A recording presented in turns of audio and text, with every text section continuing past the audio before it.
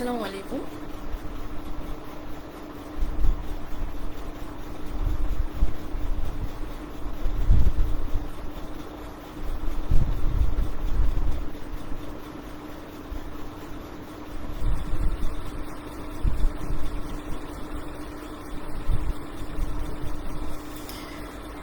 আসসালামু আলাইকুম, সবাইকে আজকের ফ্রি লাইভ সেশন ক্লাসটিতে স্বাগতম। সবাই দ্রুত জয়েন করে ফেলুন। আমার কথা স্পষ্ট শোনা যাচ্ছে কিনা এবং দেখা যাচ্ছে কিনা স্লাইডটি একটু কমেন্ট করে জানান।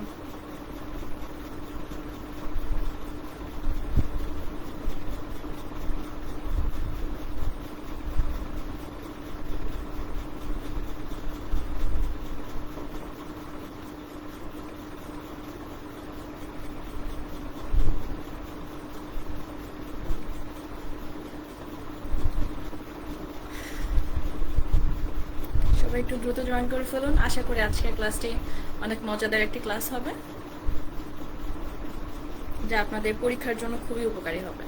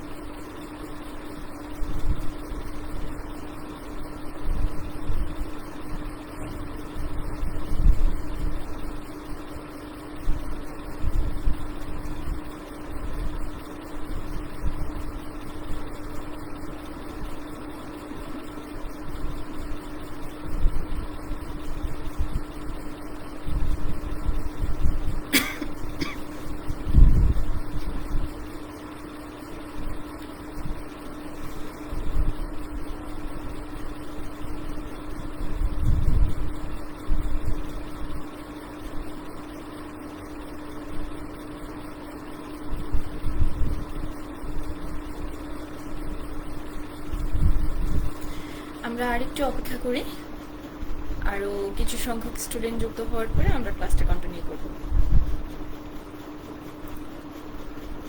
সবাই একটু ধৈর্য ধরে অপেক্ষা করুন এবং আপনাদের বন্ধুদের সাথে এই লাইভটি শেয়ার করে দিন, যাতে তারাও এই ক্লাসটি করতে পারে।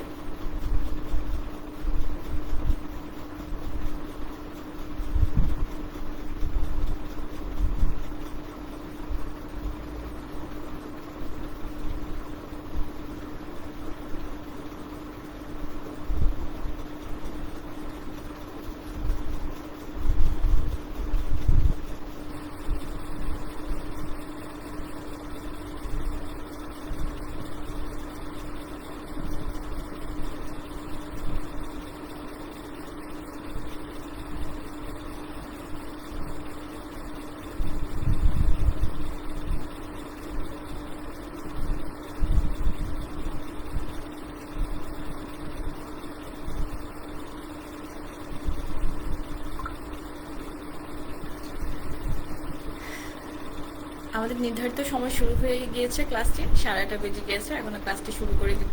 আমার কথা স্পষ্ট শোনা যাচ্ছে কিনা, স্লাইড দেখা যাচ্ছে কিনা একটু কমেন্ট করে জানান।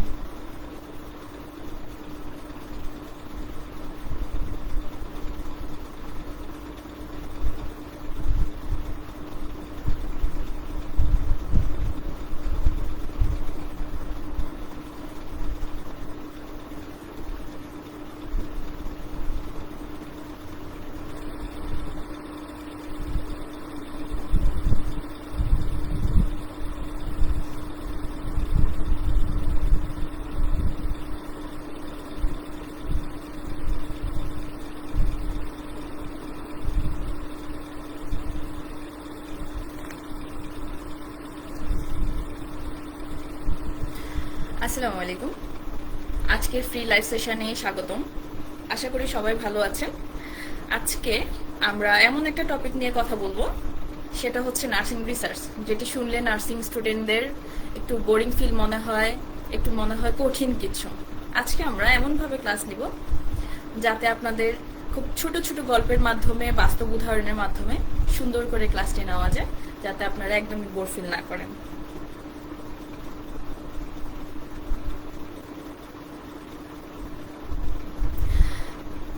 আপনারা যারা লাইভে জয়েন করেছেন তাদের কি নার্সিং রিসার্চ সম্পর্কে কোনো আইডিয়া আছে? আমাকে একটু কমেন্ট করে জানান, তাহলে আমার বুঝতে সুবিধা হবে আপনাদের আসলে কতটুকু জানা আছে।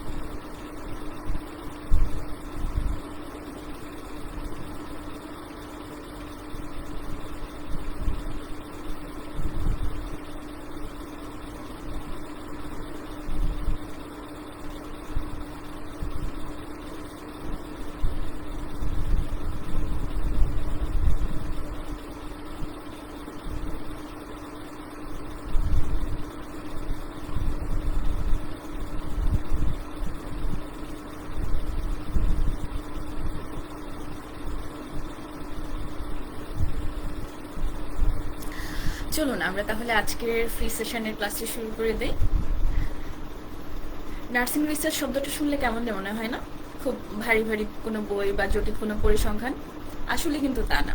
আমারও একটা সময় মনে হতো রিসার্চটা আসলে খুবই কঠিন, কিন্তু আপনি যদি সহজ উপায়ে বা সিম্পল কিছু উদাহরণ দিয়ে এটা শিখতে পারেন, তাহলে আপনার জন্য খুবই মজাদার একটা সাবজেক্ট হবে রিসার্চ।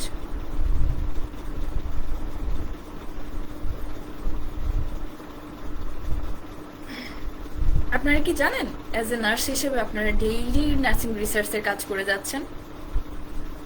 আপনাদের কি সে সম্পর্কে কোনো আইডিয়া আছে? যদি থেকে থাকে আমাকে একটু কমেন্ট সেকশনে জানান। আর আপনাদের কমেন্ট দেখার পরেই আমি কিছু বেসিক উদাহরণ দিয়ে আপনাদের সুন্দর করে বুঝিয়ে দিব যে আমরা কিভাবে নার্সরাও নার্সিং রিসার্চ করে যাচ্ছি প্রতিনিয়ত।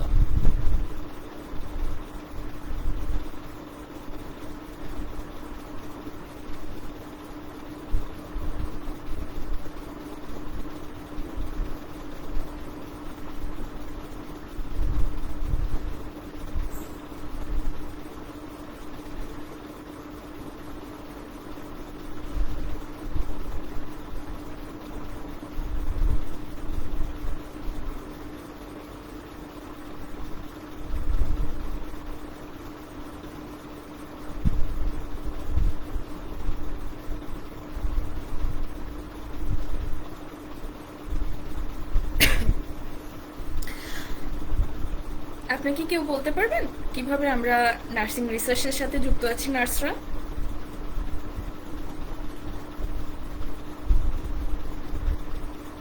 আপনাদের বেসিক থটে যেটা আছে সেটাই কমেন্ট সেকশনে জানাতে পারেন।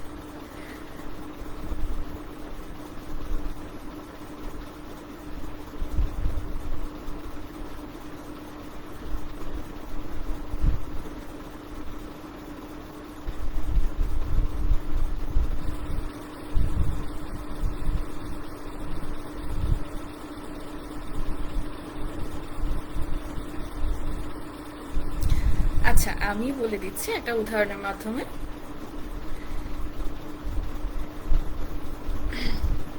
যেমন ধরুন আপনার হসপিটালে ওয়ার্ডে কোনো রোগীর ওন্ড ইনফেকশন হয়েছে, আপনি সেটা দেখতে পেয়েছেন এবং চিন্তা করছেন ওন্ড ইনফেকশনটা কিভাবে হলো এবং কি পদ্ধতি অবলম্বন করলে সেই ওন্ড ইনফেকশন থেকে সেই রোগীকে তার অবস্থা উন্নতিকরণ করা যাবে, সেটা যদি আপনি চিন্তা করে থাকেন, তার সমস্যাটা কিভাবে তৈরি হলো সেটা যদি আপনি চিন্তা করে থাকেন, তাহলে অলরেডি আপনি রিসার্চের পথে হাঁটছেন, কিন্তু সেটা আপনি জানেন না।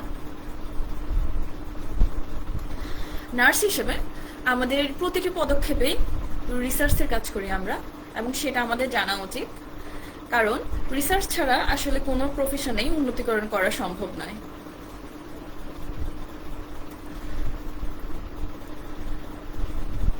আজকের টপিক হচ্ছে নার্সিং রিসার্চ। সেখানে আমরা কিছু বেসিক কনসেপ্ট নিয়ে কথা বলবো। চলুন শুরু করি।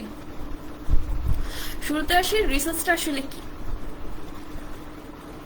রিসার্চটা হচ্ছে, এই রিসার্চ কথার মধ্যে আসলে রিসার্চের ডেফিনেশনটা যুক্ত আছে। রিসার্চ, এটা যদি আমরা সিলেবল ভেঙে বলি, রিসার্চ, তারপরে গিয়ে হয় রিসার্চ। রি মানে পুনরায়, সার্চ মানে খোঁজা। তাহলে যদি আমরা বাংলা অর্থ এভাবে বলি, পুনরায় খোঁজা বা পুনরায় অনুসন্ধান করা, গবেষণা করা যে জিনিসটা, সেটাই হচ্ছে রিসার্চ। এখানে হচ্ছে আমরা কিছু আমাদের উদ্দেশ্যমূলক প্রসেস থাকে, সেখানে আমরা আমাদের যে প্রশ্নগুলো তৈরি হয় আমাদের থটে, সেগুলোর আনসার খুঁজে বা আমাদের যে প্রবলেমগুলো তৈরি হয় সেগুলোর জন্য সলিউশন আমরা বের করি। সেটাই হচ্ছে মূলত রিসার্চ। এবং তাহলে নার্সিং এর রিসার্চটা কেন প্রয়োজন বা নার্সিং রিসার্চটা কি, সেটা হচ্ছে আমাদের নার্সিং প্রফেশনের উন্নতিকরণ করার জন্য বা আমাদের নার্সিং প্র্যাকটিসের উন্নতিকরণ করার জন্য আমরা যে যে পদক্ষেপ নিয়ে থাকি, আমরা যেভাবে জটিল গবেষণা করে থাকি, আমাদের নতুন কিছু বৈজ্ঞানিক পদ্ধতি, নতুন জ্ঞান আমরা তৈরি করে থাকি গবেষণা করার জন্য, সেটাকে আসলে নার্সিং রিসার্চ বলা হয়। এখন আমরা আসি, নার্সিং রিসার্চটা আসলে কি সেটা আমরা বললাম, এবং নার্সিং রিসার্চটা আসলে কেন প্রয়োজন, এই রিসার্চটা হচ্ছে নার্সিং প্রফেশনে কেন প্রয়োজন, সেটা আমরা এখন দেখার আগে দিয়ে আমরা তার কিছু উদ্দেশ্য জেনে নিব। আসলে রিসার্চের উদ্দেশ্য কি, কেন আমরা রিসার্চটা করব। সেখানে হচ্ছে নতুন কিছু জিনিস আমরা যদি ডিসকভার করতে চাই, সেটার জন্য আমরা রিসার্চটা প্রয়োজন। পূর্বে আমাদের যে যে রিসার্চগুলো হয়েছে সেগুলো আসলে কতটুকু যুক্তিযুক্ত, কতটুকু হচ্ছে সঠিক, এবং নতুন কিছু তার সেখানে জ্ঞান ইনক্লুড করা যাবে কিনা, করা প্রয়োজন কিনা, সেটার জন্য আমাদের রিসার্চটা প্রয়োজন। আমরা যখন কোনো সমস্যায় পড়বো, প্রফেশনের কোনো সমস্যায় পড়বো, সেখানে সমস্যার সমাধান করার জন্য আমাদের রিসার্চটা প্রয়োজন। এর পাশাপাশি আমাদের প্রফেশনে কিভাবে আমরা ইমপ্রুভমেন্ট নিয়ে আসবো, সেটার জন্য হচ্ছে আমাদের রিসার্চটা প্রয়োজন। এখন একটা প্রশ্ন হচ্ছে, যেভাবে হচ্ছে পোস্ট বেসিক বিএসসি নার্সিং প্রফেশনে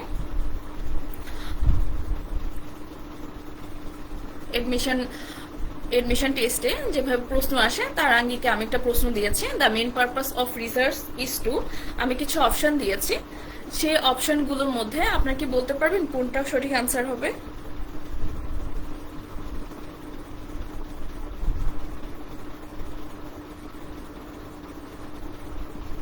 আপনারা একটু আমাকে কমেন্ট করে জানান।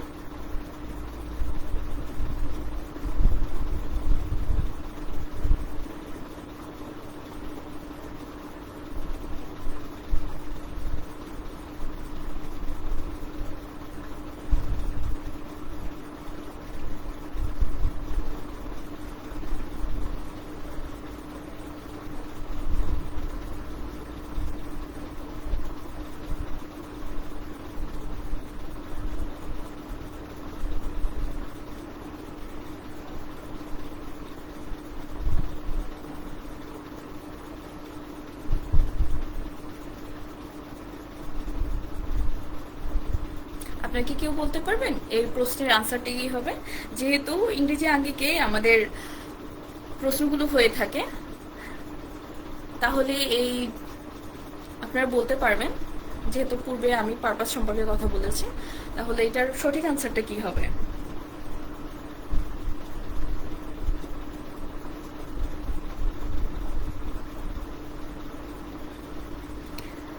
তামিমা পারভিন আপু বলেছেন এ। অ্যাবসলিউটলি কারেক্ট আপু, থ্যাংক ইউ আপনার ফিডব্যাকের জন্য। চলুন আমরা নেক্সট স্লাইডে চলে যাচ্ছি। এখানে হচ্ছে আসলে আমাদের নার্সিং এর রিসার্চটা কতটুকু ম্যাটার করে বা কতটুকু প্রয়োজন, সেটা আমরা শিখব। অনেকেই ভাবতে পারেন আমরা তো নার্স, আমাদের আবার গবেষণার দরকার কি? আসলে দরকার আছে। সেটা হচ্ছে এভিডেন্স বেসড প্র্যাকটিস। সেখানে হচ্ছে আপনি রুগীকে যে সেবা দিচ্ছেন, তার পিছনে বিজ্ঞানসম্মত যুক্তি আছে কিনা, প্রমাণ আছে কিনা, সেটা থাকা দরকার আছে। ধরুন আমাদের নার্সিং প্রফেশনে যখন শুরু হয়, ফ্লোরেন্স নাইটিঙ্গেলের সময় কিংবা যখন আধুনিক নার্সিং শুরু হয়, সেই সময়কার কথা যদি আমরা চিন্তা করি, সে তখন থেকে যেভাবে হচ্ছে যে আমাদের নার্সিং টা চলছিল, আমরা যদি সেভাবেই সেটা ফলো করেই হচ্ছে সেবা দিতে থাকি, তাহলে সেখানে আমাদের কিছু ল্যাকিংস থাকতে পারে।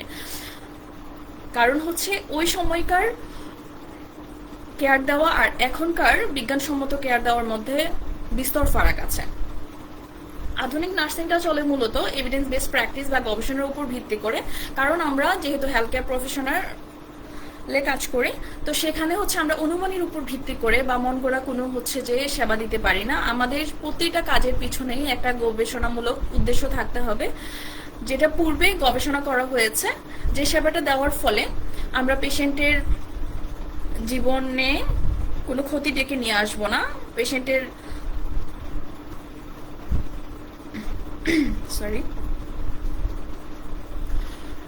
পেশেন্ট যাতে ভালো কন্ডিশনে চলে যায়, সে হচ্ছে যাতে বাসায় চলে যেতে পারে ভালো হয়ে, সেজন্য হচ্ছে আমরা গবেষণামূলক পদ্ধতি ব্যবহার করে সেবা দিতে হবে আমাদেরকে। সেটাকে আমরা হচ্ছে এভিডেন্স বেসড প্র্যাকটিস বলবো।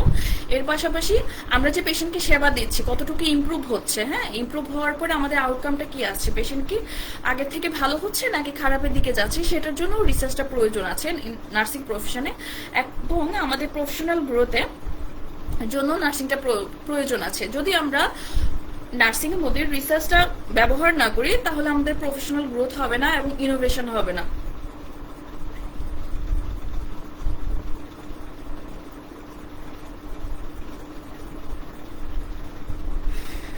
নেক্সট স্লাইডে চলে যাচ্ছে। রিসার্চের অনেকগুলো স্টেপস আছে, সেখানে হচ্ছে আমরা কিছু বেসিক স্টেপস নিয়ে আলোচনা করব। প্রথম স্টেপটা হচ্ছে প্রবলেম আইডেন্টিফিকেশন, তারপর হচ্ছে লিটারেচার রিভিউ, থার্ড হচ্ছে research methodology, data collection and dissemination. এখন হচ্ছে আমরা জানবো প্রবলেম আইডেন্টিফিকেশনটা আসলে কি। প্রবলেম আইডেন্টিফিকেশন হচ্ছে, ধরেন আপনি কোনো কাজ করছেন, আমি হচ্ছে একটা সহজ উদাহরণ দিয়ে বলছি। সেটা হচ্ছে ধরুন আপনার ওয়ার্ডে আপনি কর্মরত আছেন, কোনো রুগীর আপনি হচ্ছে কাজ করছেন, সেখানে হচ্ছে আপনি দেখতে পেলেন যে রুগীর ক্যানোলাইজেশন করার পরে পেশেন্টের হচ্ছে ফ্লেবাইটিস হয়েছে বা ক্যানোলা সাইট ইনফেকশন হয়েছে। সেটা হচ্ছে দেখার পরে আপনি যখন হচ্ছে যে সেটার চিন্তা করবেন যে সেটা কিভাবে হলো, এর পিছনে কারণটা কি, এবং হচ্ছে সেটার উত্তর খোঁজার চেষ্টা করবেন। তাহলে হচ্ছে তার মানে আপনি রিসার্চে আছেন। আমরা জানি 72 আওয়ার্সের পরে একটা ক্যানুলা থাকলে সেখানে আইভি ক্যানুলা সাইট ইনফেকশন হতে পারে, ফ্লেবাইটিস হতে পারে। সেজন্য আমরা কি করি, 72 আওয়ার্স পরপরই যখন আমরা ক্যানুলাইজেশন গুলো চেঞ্জ করে দেই, তাহলে দেখা যাবে ইনফেকশন রেট গুলো অনেক অংশে কমে যাচ্ছে। এটা আমরা কিভাবে জানতে পারলাম? পূর্বে যখন গবেষণা হয়েছিল, আপনারা যখন কোনো গবেষণা সাইটে গিয়ে দেখবেন, পাবমেড কিংবা হচ্ছে যে গুগল স্কলার, এগুলোতে যখন আপনারা গিয়ে দেখবেন যে অনেক অনেক অনেক রিসার্চের আর্টিকেল সেখানে পাবলিশ করা আছে। ধরুন পূর্বে যদি এই ফ্লেবাইটিস কেন হলো বা 72 আওয়ার্স পরে যে একটা ক্যানুলা চেঞ্জ করতে হয়, সেটা যদি গবেষণা না করা হতো বা এটা যদি কারো চিন্তায় না আসতো, তাহলে কি হতো? এখন পর্যন্ত সেই আইভি ক্যানুলা ইনফেকশনের ফলে অনেক রোগী মারা যেত। এখন হচ্ছে যেহেতু এই রিসার্চটা হয়ে যাওয়ার ফলে আমরা জানতে পেরেছি 72 আওয়ার্স পরে যদি আমরা আইভি ক্যানুলা চেঞ্জ করে দেয়, তাহলে হচ্ছে পেশেন্টের ফ্লেবাইটিস হওয়া বা হচ্ছে আইভি ক্যানুলা ইনফেকশন হওয়ার সোর্সটা অনেক অংশে কমে যায়, পেশেন্টরা অনেক ভালো থাকতে পারে।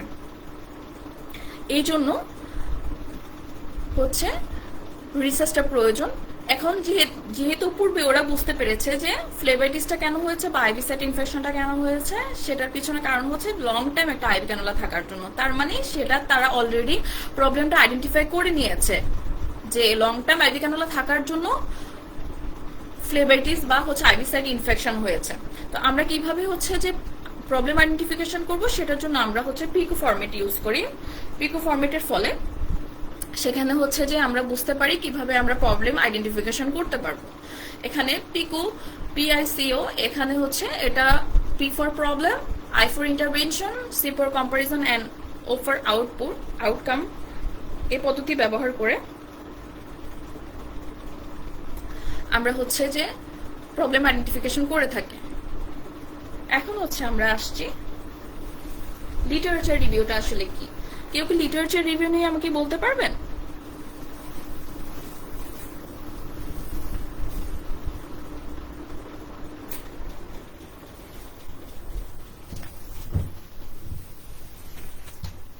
কারো কোনো আইডিয়া আছে লিটারেচার রিভিউটা আসলে কি?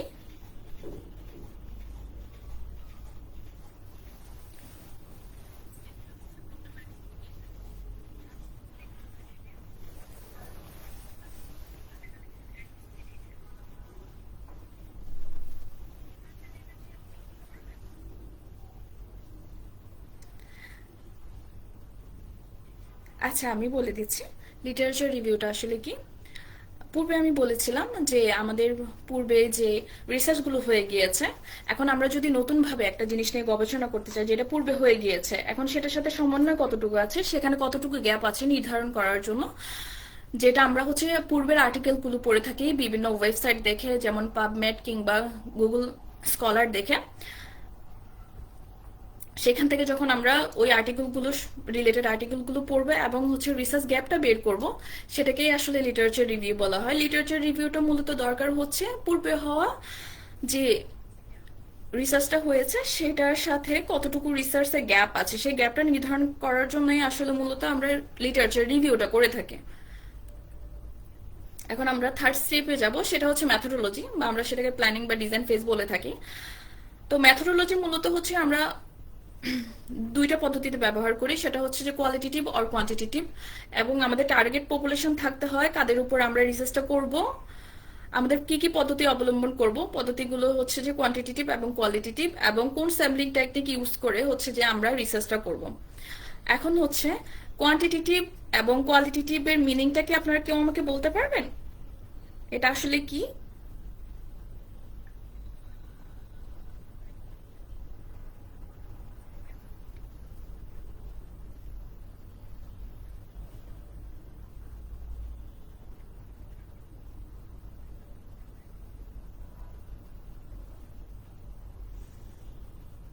আপনারা একটু আমাকে কমেন্ট সেকশনে জানান কোয়ালিটেটিভটা কি এবং কোয়ান্টিটেটিভটা কি।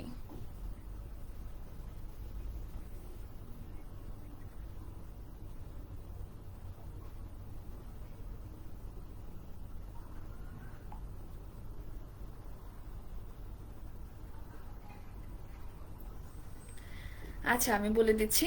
দেখুন, কোয়ালিটেটিভ এবং কোয়ান্টিটেটিভ দুইটা কথার মধ্যেই কিন্তু হচ্ছে যে উত্তরটা লুকিয়ে আছে। কোয়ান্টিটি মানে সেখানে পরিমাণবাচক, ঠিক আছে, এবং কোয়ালিটি মানে গুণ গুণবাচক। এর কথার মধ্যেই হচ্ছে যে আসলে লুকিয়ে আছে।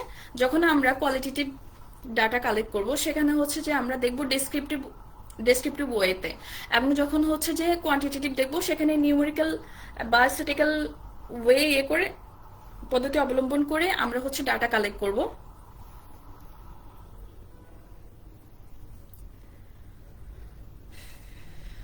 এখন আমরা যাচ্ছি নেক্সট স্লাইডে, ডাটা কালেকশন। আমরা কিভাবে ডাটা কালেকশন করব? ডাটা কালেকশন করার জন্য আমরা হচ্ছে কিছু মেথড ইউজ করে থাকি বা কিছু ওয়ে ইউজ করে থাকি, সেটা হচ্ছে কোশ্চেনারি অ্যান্ড সার্ভে। কোশ্চেনারি হচ্ছে এমন একটা পদ্ধতি যেখানে হচ্ছে যে আমরা রিটেন কিছু কোশ্চেনারি পেশেন্টদেরকে প্রোভাইড করব, সেখানে পেশেন্টরা সেগুলোর উত্তর প্রদান করবে, এবং কিছু ক্লিনিক্যাল অবজারভেশন, এবং হচ্ছে যে সেখানে হচ্ছে আমরা ক্লিনিক্যাল অবজারভেশনগুলোতে ভাইটাল সাইন দেখবো, রিকভারি রেট কতটুকু আছে সেটা দেখবো, এবং ওন স্ট্যাটাসটা কি, আসলে তার কতটুকু উন্নত হচ্ছে সেবা, সেটা হচ্ছে দেখবো। এবং এর পাশাপাশি পেশেন্টের সাথে আমরা ফেস টু ফেস ইন্টারভিউ নিব। পেশেন্ট তার হচ্ছে হিস্ট্রিটা বলবে, সেখান থেকে আমরা ডাটা কালেকশন করব। সেই ডাটাটা কতটুকু সঠিক ডাটা বা হচ্ছে যে কতটুকু এখানে হচ্ছে সত্যতা আছে, সেটা নির্ভর করে আমরা সেই ডাটাটাকে কালেক্ট করে অতটুকু ডাটা রাখবো, এবং যতটুকু আমাদের প্রয়োজন অতটুকু ডাটা রেখে বাকিটুকু ডাটা আমরা সেখানে রাখবো না। এবং ডাটা অ্যানালাইসিসে গিয়ে যখন আমরা এসপিএসএস পদ্ধতি অবলম্বন করে ডাটা অ্যানালাইসিস করব, সেখান থেকে বেরিয়ে আসবে এই যতটুকু ডাটা আমরা কালেক্ট করব ততটুকু ডাটার মধ্যে কতটুকু সত্যতা আছে এবং কতটুকু ডাটা আমাদের প্রয়োজন আছে। এখন আমরা যাব লাস্ট স্লাইডে যেটা dissemination or evidence based practice utilisation, ধরুন আমরা একটা রিসার্চ করলাম, সেই রিসার্চের ফলে আমরা কি এটা রিসার্চটা করার পরে তালাবদ্ধ করে একটা আলমারিতে রেখে দিব?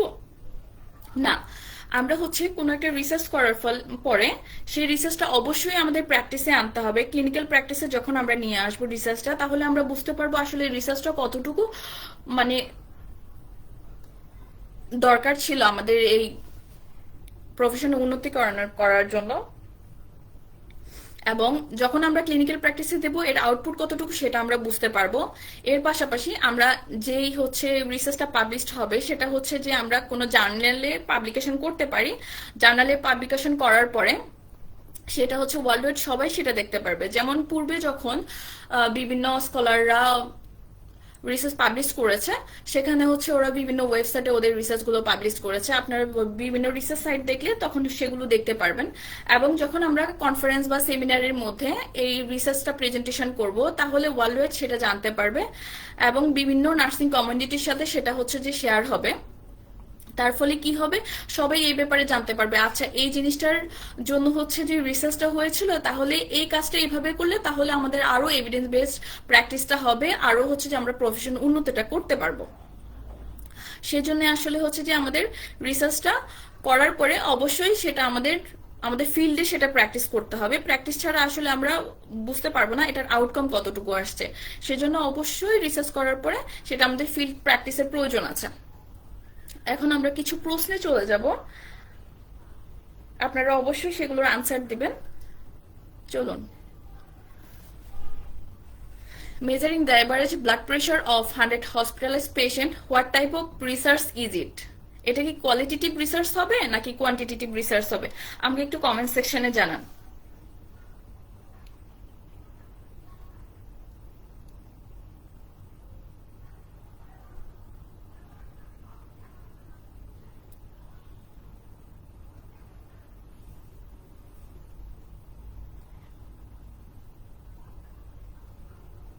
আপনাদের কাছে কোনটা সঠিক মনে হচ্ছে আমাকে একটু কমেন্ট সেকশনে জানান, কারণ আপনাদের পোস্ট বেসিক বিএসসি নার্সিং এর অ্যাডমিশন টেস্টে এই ধরনের প্রশ্নগুলো হয়, যেটা আপনাদের জন্য খুবই উপকারী হবে পরীক্ষাতে, যাতে আপনারা ভালো মার্কস নিতে পারেন সেটার জন্য।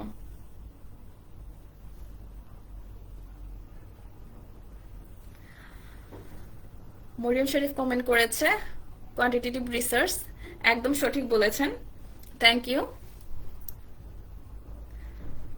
হারানুহিয়া এবং ইপু সিজিম কমেন্ট করেছে বি, আপনারা সঠিক বলেছেন, থ্যাংক ইউ। চলুন আমরা নেক্সট প্রশ্নে চলে যাই, সেটার আনসার দিবেন আশা করি। A researcher is searching for answers in existing journal articles on PubMed or Google Scholar. Which step of the research process is this? এটা কি প্রবলেম আইডেন্টিফিকেশনে পড়বে, লিটারেচার রিভিউতে পড়বে নাকি ডাটা অ্যানালাইসিসে পড়বে? সেটা একটু কমেন্ট করে আমাকে জানান।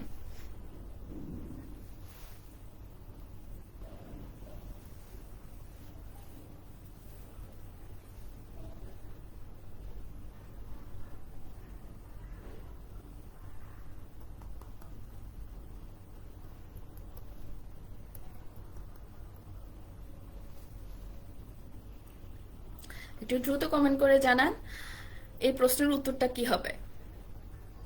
আমি জানি আপনারা পারবেন, আপনারা পারেন, জাস্ট একটু চেক করা যে আপনারা কতটুকু বুঝতে পেরেছেন আজকের ক্লাসটি।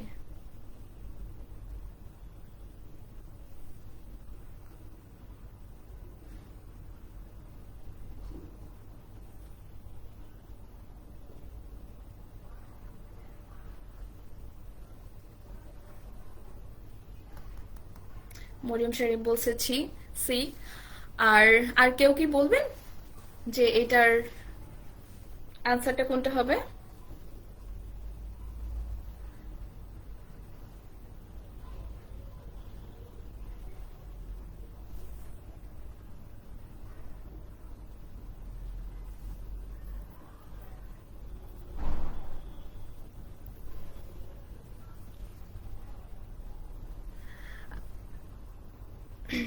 আচ্ছা, মরিয়ম শরীফ এবং ইপোসিজিম ওদের আনসার বলছে আবার বি। একদম সঠিক ধরেছেন আপনারা, লিটারেচার রিভিউ হবে। কারণ যেহেতু হচ্ছে যে এক্সিস্টিং জার্নাল অলরেডি পাবলিশ হয়ে গিয়েছে, সেখানে হচ্ছে আমি আবার আনসার খুঁজছি, তার মানে কি আমি অবশ্যই সেটা লিটারেচার রিভিউ ফেজে গিয়ে আমি সেখানে জার্নালগুলো পড়ছি লিটারেচার রিভিউ করার জন্য। আপনারা একদম সঠিক বলেছেন, ধন্যবাদ। চলুন আমরা থার্ড কুইজে চলে যাই।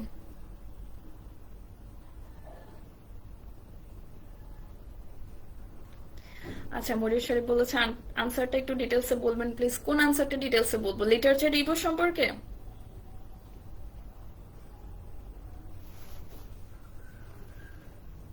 লিটারেচার রিভিউটা হচ্ছে পূর্বে যে আমাদের গবেষণাগুলো পাবলিশ হয়েছে সে সেগুলোর জন্য আমরা নতুনভাবে যখন রিসার্চ করতে যাই, সেই রিসার্চটা থেকে এখন নর্মালি হচ্ছে যে আমরা যে রিসার্চে আবার যে টপিক নিয়ে রিসার্চের কাজ করব, সেখানে পূর্বে হওয়ার রিসার্চটাতে কতটুকু গ্যাপ আছে সেটা ধরার জন্য আমরা তখন লিটারেচার রিভিউ করে থাকি। রিসার্চ গ্যাপটা বোঝার জন্য লিটারেচার রিভিউ করে থাকি, এই জন্যই মূলত লিটারেচার রিভিউটার দরকার। সেটাই রিসার্চ গ্যাপ বোঝার জন্য লিটারেচার রিভিউ দরকার। থার্ড কুইজ হচ্ছে, in the Piku frame work for formulation of clinical question what does the letter I stand for? এটা কি ইনভেস্টিগেশন হবে, ইন্টারভেনশন হবে, অর ইমপ্লিমেন্টেশন হবে? এটা একটু কাইন্ডলি জানান।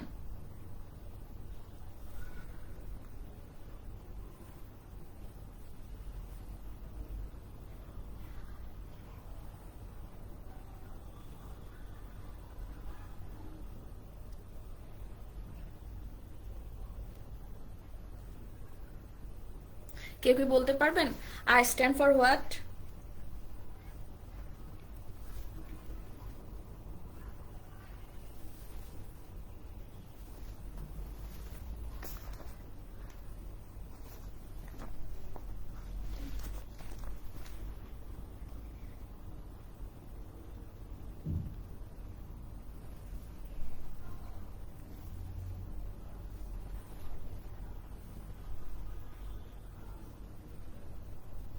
আচ্ছা, আমি বলে দিচ্ছি।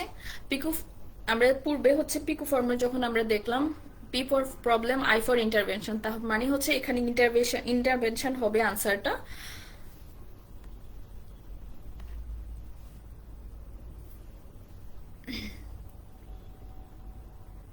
থ্যাংক ইউ সবাইকে, সবাই সঠিক আনসার দিয়েছেন। এখন আমি আমার পরিচয়টা বলবো। আমি ফারিহা মালিক ভুঁইয়া, রেজিস্টার্ড নার্স, বর্তমানে জাতীয় চক্ষু বিজ্ঞান ইনস্টিটিউট এবং হসপিটালে কর্মরত আছি। এর পাশাপাশি আমি মধুদা প্রকাশনীতে অ্যাজ এ রিসোর্স পার্সন হিসেবে কাজ করছি। আজকের ফ্রি ক্লাসটিতে আমি চেষ্টা করেছি কিছু উদাহরণ বা গল্পের মাধ্যমে আপনাদের রিসার্চের বেসিক কিছু কনসেপ্ট ক্লিয়ার করার জন্য। আপনারা দ্রুত মধুদা প্রকাশনী পেইড ব্যাচে এনরোল করে ফেলবেন। আশা করছি ক্লাসগুলো আপনাদের জন্য খুবই উপকারী হবে। আপনারা আপনাদের পরীক্ষার জন্য খুবই ভালো একটা প্রিপারেশন নিতে পারবেন খুব সহজ পদ্ধতিতে।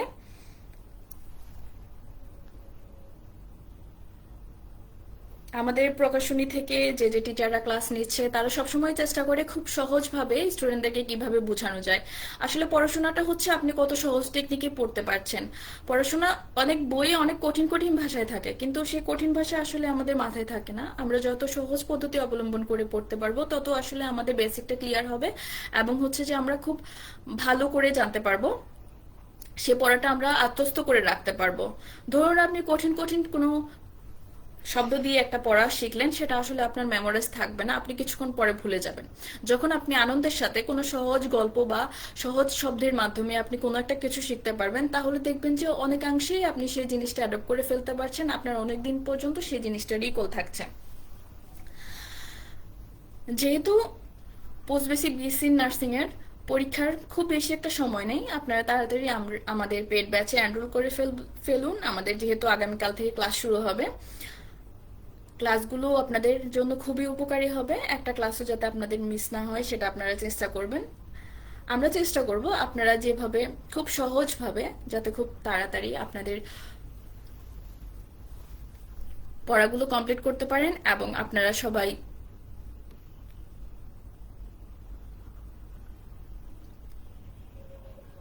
পরীক্ষায় টিকে যেতে পারেন।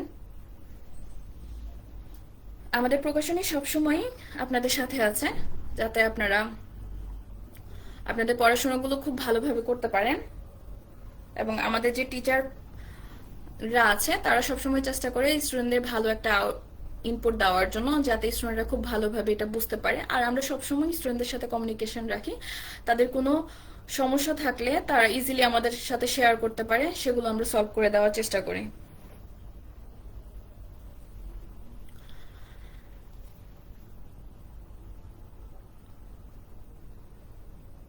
তাহলে আজকে এতটুকু পর্যন্ত। আশা করি সবাই আজকের ছোট ছোট গল্পের মাধ্যমে রিসার্চের কিছু বেসিক জিনিস জানতে পেরেছেন। এর থেকে ভাস্ট এরিয়া জানতে হলে অবশ্যই আমাদের পেইড ব্যাচ এনরোল করে ফেলতে হবে।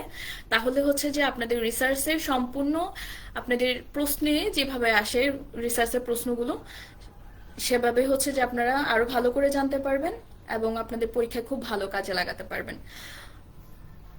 থ্যাংক ইউ সবাইকে।